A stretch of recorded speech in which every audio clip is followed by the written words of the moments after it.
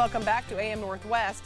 It's a simple and delicious pasta dish inspired by a trip to Rome. Here to share a recipe from the January-February edition of Christopher Kimball's Milk Street Magazine, we welcome back editorial director J.M. Hirsch. Hi, J.M. How you doing?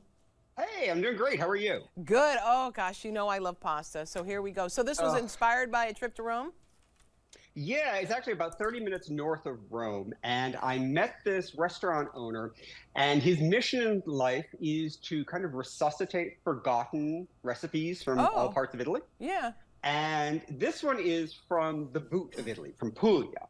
And the best way to describe it is, imagine if you took everything we love about French onion soup and turned it into a pasta. Oh, I love French onion soup, and I love pasta. This is just for me.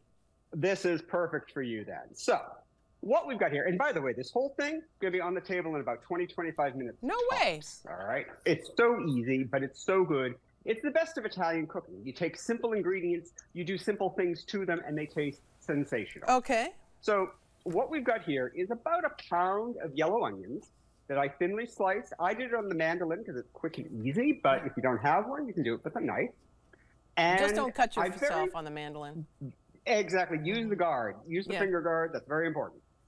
So what I've done is I've slowly sauteed these in about a quarter cup of olive oil over medium heat for about 12 to 15 minutes. You just want a little bit of color on them. Okay. And that's going to bring out their kind of natural sweet and savory note. It's going to tame the kind of the bitterness, that pungency of an onion. Okay. And it's going to turn it into something sweet and mellow and savory and delicious.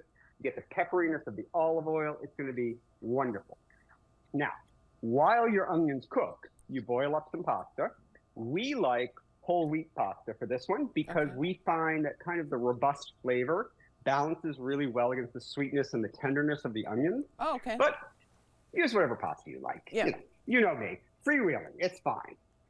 So when your onions get to about when you're happy, you're going to add some red pepper flakes. About a half a teaspoon is a good measure, but I like to add a little bit more because I like it spicy. And you're going to add some dried oregano. I like to crumble it a little bit as I put it in, kind of break it up, get all that. Oh, wow, that smells really good. And then you want to give it just a few seconds in the warm oil because that's going to bloom and draw out all the flavors from the oregano and the red pepper flakes. Are you going to be traveling to Italy again?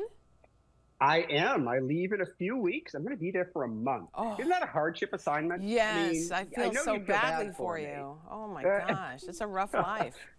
I will eat some pasta and drink some wine in your honor. Thank you. Promise. Appreciate that. So after the spices have a little time, we're going to add our pasta. And like I say, this is just about a pound of whole wheat penne. But again, I'm equal opportunity when it comes to pasta. Use whatever you like. Okay. All right. And at this point, I like to switch over to tongs because it's easier to get the onions, pick them up, and work them through your pasta. Right.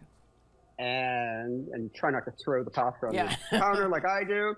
That's I tried to make French onion soup the other day, and I don't know if I overdid the onions because honestly, I wanted them to look brown, like I've seen.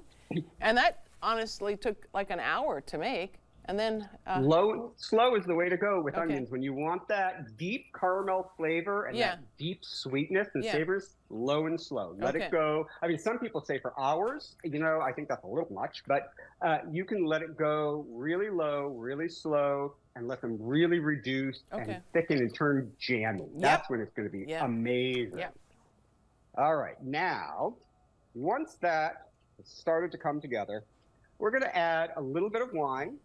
First to the cook, and then to the skillet. That's why we get along, JM.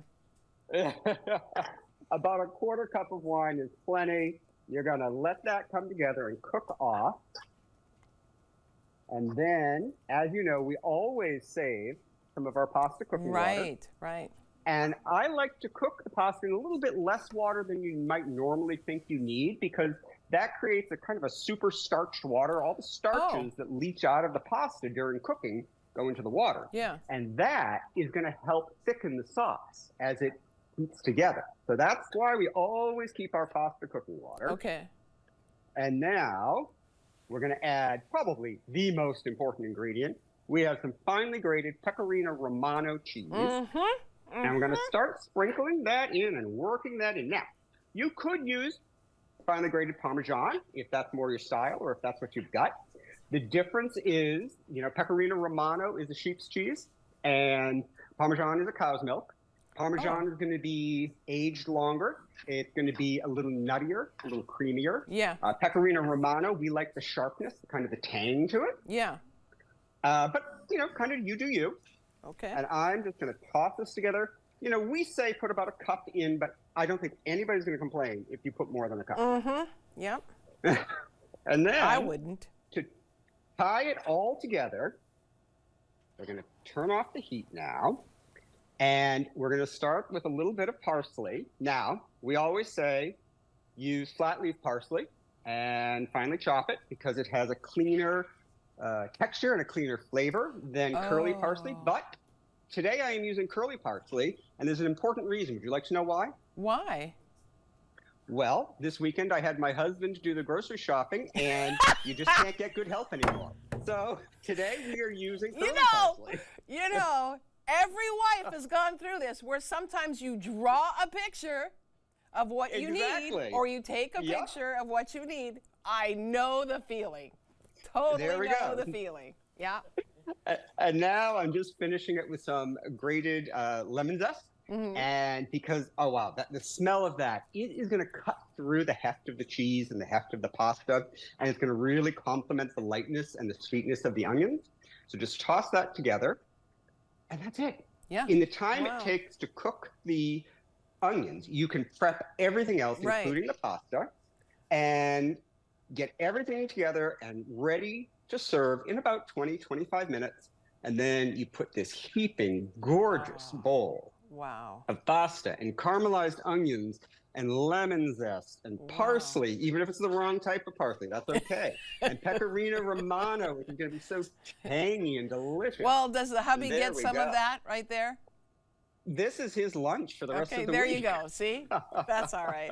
Okay, so we're going to put the recipe on our website at k2.com, but it's also available in Christopher Kimball's Milk Street Magazine, the January-February edition. Have fun in Rome, JM. Going to miss you. Thank you so much. Cheers. Cheers. All right, we'll be right back with more AM Northwest, but first, coming up next, actually, we're going to meet a master egg sculptor, so stay with us.